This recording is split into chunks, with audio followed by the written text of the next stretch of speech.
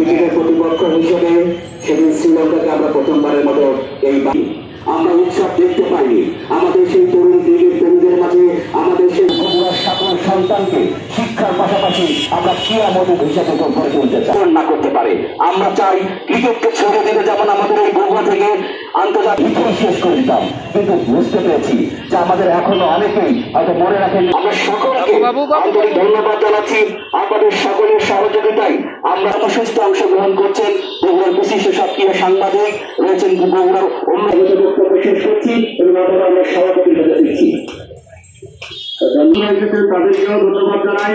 পাশাপাশি বগুড়ার সর্বস্তরের মানুষকে আমরা পাকিস্তান এখন কথা বলছে বগুড়ার সাত মাথায় উপস্থিত সর্বস্তরের জনতা সকলকে শুভেচ্ছা জানাচ্ছি। বিগত সরকার থাকাকালীন অবস্থায় এই বগুড়ার প্রতিটি পরিষদ